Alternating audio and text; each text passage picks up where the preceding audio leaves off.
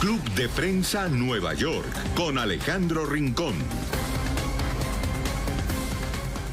Enormemente agradecido a todos ustedes por su sintonía en Club de Prensa NTN 24 en la ciudad de Nueva York. Continuamos entregando para ustedes algunos de los temas que son claves dentro de la jornada y los analizamos, siempre en compañía de el mejor panel de expertos, de colegas. En este caso tenemos el gusto de tener en estudio a Sofía Villa, columnista del diario. Sofía, gracias de nuevo a NTN 24, bienvenida. Alejandro, buenos días a la teleaudiencia y muchas gracias por invitarme. A ti, Sofía, muchas gracias. Y tenemos a vía remota a Robert Valencia, él es periodista de la red Conectas. Bienvenido al club, Robert. Buenos días, Alejandro, buenos días, Sofía, un saludo a todos los que nos están viendo, gracias. Bien, entramos de inmediato en materia, centrándonos en la gestión de la pandemia de COVID-19 y nos centramos en un dato. Sofía, Robert, que hace minutos entregó la alcaldía de la ciudad de Nueva York, es un dato que nos aporta y nos pone el contexto de el avance en el plan de vacunación contra el coronavirus. El alcalde de la ciudad, Bill de Blasio, confirma o asegura que en el transcurso de las próximas horas, ahí está el dato, Sofía y Robert, en el transcurso de las próximas horas, Nueva York como ciudad va a superar la barrera de las 3 millones de dosis administradas de la vacuna. Entonces, la primera lectura que cada uno de ustedes haga sobre si esperaba o no que avanzara tan rápido, está avanzando al ritmo deseado. Voy primero contigo, Sofía. Sí, realmente es medianamente sorprendente el dato del alcalde de Blasio porque si recordamos cuando empezaba la pandemia y se empezó a hablar de las vacunas, una de las historias de la ciudad era que la gente no se quería vacunar porque les parecía sospechoso, que como en qué momento se inventaron 3 vacunas en un momento y ahora tenemos 3 diferentes dosis. Está la de Pfizer, está la de Moderna y está la de Johnson & Johnson. Ahora la discusión pasó a ser no de si me pongo o no la vacuna, sino cuál quiero. Hay muchos neoyorquinos que dicen que no quieren la de Moderna porque la dosis, la segunda dosis es un poquitico más fuerte, el efecto secundario. La de Pfizer ya tiene su segunda dosis, ¿no? Como que aguanta, pero es más efectiva. Pero ahora hay gente haciendo fila porque todos quieren un solo chuzón por la de Johnson & Johnson. No. Robert, tu lectura de ese dato que ha entregado la alcaldía de la ciudad de Nueva York. Bueno, indudablemente yo creo que no se puede ocultar la parte emocional detrás de esta jornada de vacunación. No, recordemos que hace un año estábamos viviendo una de las peores crisis sanitarias en la ciudad, yo creo que en más de un siglo. Todos nosotros, los que están viendo y los que estamos aquí en este panel. Recordemos que nuestras vidas cambiaron de un momento para otro y de manera bruta. Yo todavía estoy trabajando desde mi casa. Las ambulancias pasaban cada 5 minutos por el lado de mi casa porque vivimos cerca de un hospital. Sí. Así que el componente emocional es bastante fuerte y el ver que hay personas que están asumiendo la responsabilidad de vacunarse, pues yo creo que eso también rememora ese momento tan difícil que vivió la ciudad por este año que ya se cumple de la pandemia. ¿Qué lectura hago yo? Yo creo que la jornada de vacunación ha incrementado porque hace una gran diferencia quien está en el poder. Yo creo que si fuera Trump el que estuviera en el poder, todavía tuviéramos campañas de desinformación y muchas personas tuvieran ese grado de escepticismo, que me parece que está bien tenerlo. Yo creo que lamentablemente Johnson & Johnson es una compañía que no ha tenido un buen historial médico, si se quiere decir, y particularmente dentro de algunas minorías, como el caso de los afroamericanos. Pero hace gran diferencia el liderazgo que se encuentra en ejercicio, que no permite que cundan ese tipo de desinformaciones y teorías de conspiración. Así que yo aplaudo la labor gubernamental y obviamente la labor de las personas en querer combatir el virus por medio de estas vacunas. Robert, ahí hay el elemento, esto que nos mencionas nos lleva también a otro punto en particular que tiene que ver con que, a pesar de la entrega de las dosis y del avance en este campo en particular, la disparidad persiste entre los grupos raciales. Las últimas estadísticas, por ejemplo, que entregaba el Departamento de Salud de la Ciudad de Nueva York, en su caso en particular, indica que, por ejemplo, en un grupo poblacional de los 18 a los 64 años, alrededor alrededor de más del 30, incluso 40% de quienes reciben las vacunas hasta el momento han sido blancos, en tanto que los afrodescendientes y los latinos, ninguno de estos dos grupos supera el 20%. Entonces, desde su forma de ver, ¿qué nos están diciendo de todos modos estas cifras? A pesar de la entrega de digamos, de ese número que escala, que es positivo, pero los latinos, por ejemplo, en este caso particular, seguimos quedándonos atrás y pensando en ese tema, por ejemplo, de la información, Robert, que ya vamos contigo, pero quiero ver primero la perspectiva de Sofía. Es que el problema, buena parte del problema de nosotros es que hay mucha gente que no se deja contar. Pasa más o menos como lo mismo del censo, no se deja contar, les da susto. Venimos de todo el problema que se había generado en la administración Trump.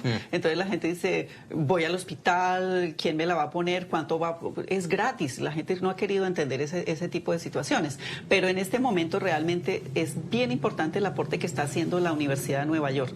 Las universidades públicas, con el aporte y los voluntarios de los estudiantes que están trabajando en los centros, que inclusive a partir de mañana se empiezan a abrir, eso va a hacer la diferencia. La idea es que en esos centros se pueda aplicar la vacuna de Johnson & Johnson, que es la que ahora la gente prefiere, y para ese tipo de población, los afroamericanos, los afrodescendientes y los hispanos, los latinos y sobre todo las personas que no tienen sus papeles en regla y tienen como temor de ir a que los vacunen. Esa gente ya a partir de mañana, a través de la universidad que les da como cierta confianza, pueden ir allá a que los vacunen. Robert.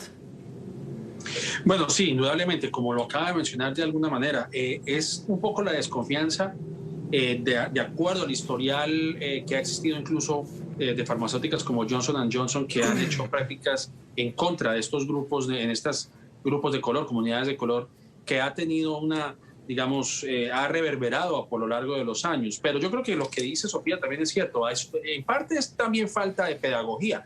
Muchas personas se muestran escépticas porque dicen, ¿cómo es posible que esta vacuna haya salido en tan solo 8 meses, 9 meses? Bueno, es que obviamente el coronavirus no es lo que le llaman el nuevo coronavirus, pero en realidad es un tipo de virus dentro de una familia de virus que se llama el SARS.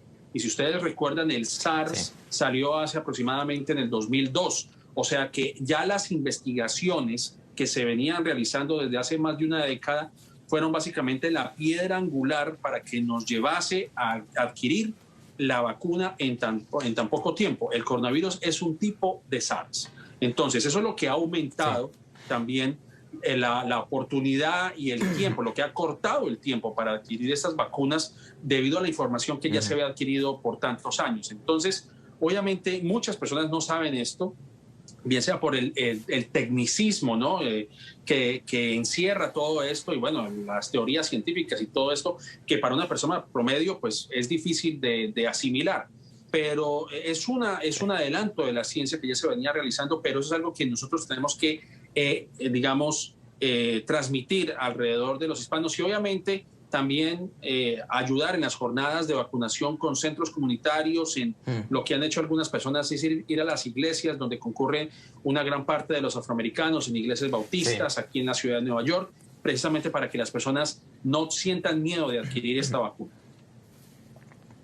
Ahora, en un contexto más amplio, Robert y Sofía, esto pues nos lleva de todos modos a ver que justo también este proceso de vacunación, es decir, todas estas cosas suceden en un momento del año en el que estamos, por ejemplo, empezando la primavera, vienen los descansos, digamos, de oficinas de algún u otro nivel, de los centros educativos, la posibilidad de que haya nuevas reuniones sociales, estamos más cerca del verano, que empieza a sacar más gente, ¿no? Entonces avanza la vacunación, pero también lo que estamos viendo justo ahora en Nueva York es que empieza a darse también una aceleración en el proceso de retomar actividades, de el restablecimiento de operaciones en ciertos sectores de la economía que estaban cerrados. Por ejemplo, ayer reanudaban las bodas, ¿no? La autorización para este tipo de eventos sociales, también la posibilidad de ir a cines.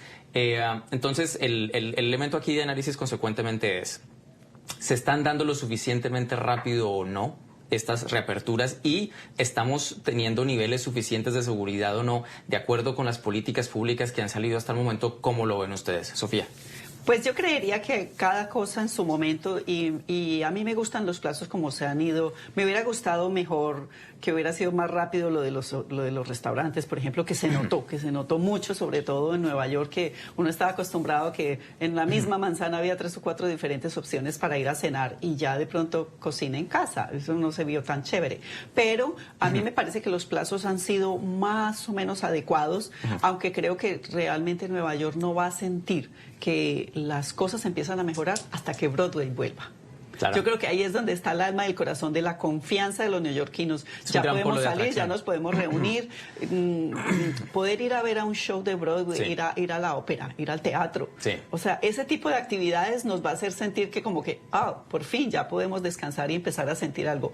Pero cuando eso realmente pase, ya tenemos que haber tenido un montón de cosas resueltas, como por ejemplo el tema de la vacunación. Recuerda que si no se vacuna siquiera el 70% de la población, incluyendo los que se inoculan.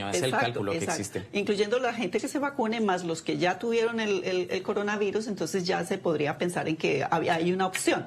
Pero a mí me parece que los plazos han sido lentos, pero es que el SARS, el coronavirus o el COVID-19, como lo quieras llamar, es el que manda. Ese pone los plazos y la ciencia está tratando de correr contra esa carrera, una carrera casi que contra la muerte. Bien, por ahora tenemos que ir a nuestra primera pausa para comerciales. Continuamos analizando este tema al volver. Retomamos el análisis del proceso que vive ahora Nueva York y la Gran Manzana, en particular sobre el proceso de vacunación versus la reapertura de ciertos sectores de la economía. Íbamos contigo, Robert. Se están dando estos pasos a un momento apropiado, ¿no? ¿Cómo lo ves? Bueno, a mí me parece que reactivar la economía es importante. Indudablemente las personas se han visto afectadas por los confinamientos. Digamos, era difícil saber el momento adecuado para ir reabriendo ciertas economías. Primero se hablaba de los restaurantes, luego se hablaba de la construcción, lo que se llaman las economías primarias. Obviamente evitar que la economía colapsara, pero a la vez tratando de salvar vidas, que yo creo que eso fue uno de los retos más grandes, por lo menos de este año, donde muchas personas que todavía, lamentablemente perdieron sus empleos y todavía hay personas que no han podido recuperar sus trabajos después de un año. A mí me parece que la cuestión es de prioridades, ¿no? A mí me parece que es importante vacunar a los profesores para que los estudiantes de primaria y de secundaria puedan retornar a las aulas. Yo creo que eso también es una función importante también, porque ahí también hablamos de la desigualdad. Lamentablemente aquí en la ciudad de Nueva York, tanto estudiantes afrodescendientes como hispanos, no todos tienen acceso a Internet, por lo menos como lo tienen algunos estudiantes blancos, o no tienen los accesorios suficientes para tener clases remotas. Entonces es importante que ellos retornen a las aulas, obviamente dentro de un ambiente de seguridad y dentro de ese parámetro, ¿no? Es importante que los profesores, en mi opinión, sean también considerados como trabajadores esenciales y reciban la vacunación.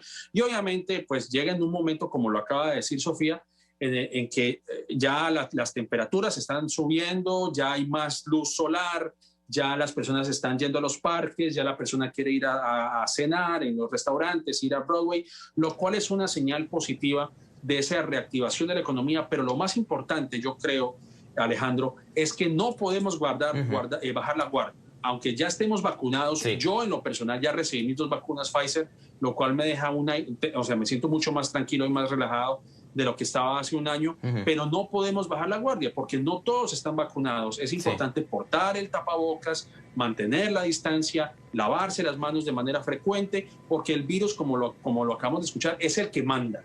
Y no podemos bajar la guardia porque entonces estaríamos estropeando el progreso de hace algunos meses, ¿no? Sí, eso, Robert, y también pues otro de los principios que defendemos constantemente y que reiteramos enormemente es que la gestión de esta crisis sanitaria pues a la larga también es un asunto de responsabilidad compartida, ¿no? Cuidarnos a nosotros mismos es cuidar a los demás. De momento tenemos que dejar este tema y concentrarnos en el gobernador Andrew Cuomo. Continúan cerrándosele las paredes a nivel político. Quiero su lectura de estos 2 datos para el debate. Trascendió un sondeo de opinión pública de Siena College aquí en Nueva York. El 50% de los consultados dicen que el gobernador no debe renunciar, que están satisfechos, digamos, con la gestión de su gobierno y que pues están esperando a lo que diga la investigación. El otro elemento de debate, ¿está tomando Cuomo esto, digamos, como, a pesar de que tiene el mundo político en su contra, va a terminar siendo la salvación, el respaldo popular que se ha ganado por la gestión de la pandemia? Sofía. Bueno, Cuomo es un poquitico más complicado para mí como mujer. Claro. En mi columna de este fin de semana, por ejemplo, ese fue el tema. Y me tocaba hacer un poquitico como de abogado del diablo. Una mujer defendiendo un hombre. Uy. Pero no era tanto la defensa, es como cómo ver las cosas. Me parece un poquitico trasnochado el debate porque pasó hace rato. Sí. Me parece un poco complicado para el gobernador porque un hombre de ese, en su posición, en su poder y es en ese monumento en que se sienta una persona con el poder del gobernador de Nueva York, dar papaya de esa manera, no lo puedo creer. Sí. Pero además, también me parece que es un poquitico complicado entender ese debate por la coincidencia de que la persona que lo acusa esté de candidata a un puesto popular, que es la primera que habló, ¿no? La primera, que fue la que desató toda la avalancha que se le vino encima al gobernador. Esa coincidencia no me gusta, insisto, no me gusta. Yo le creo a todas las personas que lo están diciendo. Pero también en mi columna yo decía que esas son cosas que como que acostumbran los hombres, que les gusta y a veces les funciona. Tal vez el gobernador no debería, por ser el gobernador le toca como cierta actitud, pero es un debate que tiene demasiadas aristas, es un poco complicado porque no se puede permitir el acoso y el abuso sexual ni de los hombres ni de las mujeres, porque también ha ocurrido con las mujeres y con los hombres. Pero el asunto es hasta qué punto es bueno ese debate en este momento cuando se está discutiendo el presupuesto del Estado de Nueva York. Súmale, que además tiene ese otro... Momento, el futuro de Nueva York depende de ese presupuesto. Además, post-pandemia, siendo hace un año justamente que acabamos de pasar, pues el epicentro mayor de la pandemia, ¿no? Exacto. Robert, ¿del debate ahí? Bueno, pues yo siempre hago esta analogía. En el 2018, cuando surgió este escándalo del fiscal general del Estado de Nueva York, en ese entonces, Eric Schneiderman, la publicación de New Yorker sacó a la luz 4 mujeres y sus testimonios diciendo que Eric Schneiderman había cometido acosos sexuales contra ellas. Horas después de que saliera ese artículo, el mismo Cuomo le pidió la renuncia a Eric Schneiderman. Y Eric Schneiderman, ¿me están escuchando? Sí. Perdón, pensé que se había cortado. Eric Schneiderman renunció horas después de que Cuomo le haya pedido la renuncia. Entonces, preguntémosle al Cuomo del 2018 si el Cuomo del 2021 tiene que renunciar después de que salieron estas revelaciones. Pues obviamente que el Cuomo del 2018 va a decir que sí. Pero obviamente aquí no se trata de congruencias porque eso es algo de los cual una virtud de la cual carecen muchos políticos. Entonces, aquí se trata de eso, ¿no? Es un doble rasero realmente de parte del gobernador Cuomo. Estoy de acuerdo que se tiene que adelantar una investigación, pero me parece que lamentablemente los testimonios de estas 4 mujeres o de no sé cuántas mujeres ya, porque han salido ya varias, ya he perdido la cuenta, pues lo están utilizando como un artefacto político, lamentablemente, y se está menoscabando, se está subestimando el impacto de estos testimonios. Y digo que le están pasando cuenta a Cuomo porque es que solamente es una combinación de varias cosas, como se dice en buen colombiano, al caído caerle, porque entonces no solamente estamos hablando de los acosos sexuales, sino que también estamos hablando de algunas de las gestiones que hizo Cuomo durante este año de pandemia, que obviamente ha sido criticables, como el hecho de las muertes que ocurrieron dentro de los ancianatos, el reducir camas en los hospitales por más de una década, el hecho de que recortó $400 millones en Medicare, prohibió o le impidió a Bill de Blasio hacer un confinamiento estricto en las primeras etapas de la pandemia el año pasado, que hubiera salvado alrededor de 17,000 vidas. Obviamente, todo esto en conjunto, más su personalidad abrasiva, agresiva, rudimentaria, de cierta manera, pues también todo eso es un conjunto del llamado a este impeachment que le quieren hacer. Están diciendo que le podrían hacer un impeachment a Andrew Cuomo. Un juicio político, así que, claro. Obviamente es una combinación de varias cosas. No solamente estamos hablando de los testimonios de estas mujeres, sino también de otras cosas que le están pasando cuenta, por supuesto. Digamos que a futuro también lo que estamos viendo es que para bien o para mal, todos estos argumentos a futuro pues le están de una u otra forma, son piedras en el camino que Cuomo va a tener. Es decir, si él estaba tratando de consolidarse, por ejemplo, como una figura importante dentro del Partido Demócrata para una eventual candidatura a la presidencia, esto lo deja muy mal parado, sin decir pues todavía lo que le hace falta pues en su propio gobierno. Cuomo ahí de todos modos está firme, al menos por ahora, ¿o no? Sí, está firme, pero yo creería que un cuarto mandato se le va a quedar un poquitico complicado. Que lo quiere buscar, ¿no? Obvio, él va para allá. Los políticos nunca paran. Pero estoy de acuerdo con lo que dice Robert. Realmente el debate aquí, creo que más que el tema del acoso sexual, es el tema de lo que pasó con los ancianitos, con los abuelitos que ya no están para que los defiendan. Esos ya no tienen manera de ir ante la fiscal Leticia James a decirle, investigue qué fue lo que pasó ahí. Realmente el debate ahí es ese tema del maquillaje, más de... Como dice Robert, era un momento crítico, tal vez muchas cosas se debieron hacer, pero ninguno de nosotros estaba preparado para manejar una situación de esas, está bien. Lo que está mal, y creo que es ese debate, yo creo que Cuomo estar feliz en el debate del acoso sexual, porque realmente lo que está muy mal es que hayan tratado de manipular la información sobre los números de quién murió, quién y dónde y por qué. Ahí es donde está lo que a mí me parece censurable y que es muy grave en la conducta del gobernador, porque sí era su trabajo. Era su trabajo velar porque esa gente no muriera de esa manera. Era su trabajo velar que la pandemia causara lo menor daño posible. No era el trabajo del gobernador cambiar los números, porque los números hacen la diferencia. ¿Dónde murieron los abuelitos? ¿Por qué jugaron con ellos? La versión que yo tengo es contabilidad creativa. Exacto, entonces la decisión era que los mandaban a morir al hospital para que el Medicare y los mandaban de nuevo a la casa porque había gente que en el hospital esperando la cama del hospital porque tenía un mejor seguro médico para pagar por esa cama. Eso no tiene presentación. Es bien complicado. Bien, debemos ir a una segunda pausa para comerciales. Quédese con nosotros. Es todo por ahora, el tiempo disponible que tenemos para contarles a ustedes y analizarles los temas que han sido claves en el transcurso de la última jornada en la ciudad de Nueva York. Sofía Villa, enormemente agradecido por esta compañía. Muchas gracias, Alejandro, por la invitación. Ok, Robert Valencia, también enormemente agradecido por tu tiempo para Club de Prensa desde la ciudad de Nueva York. A ustedes, muchas gracias. Similarmente a todos quienes nos acompañaron a esta hora, por favor, continúen con la programación de NTN 24.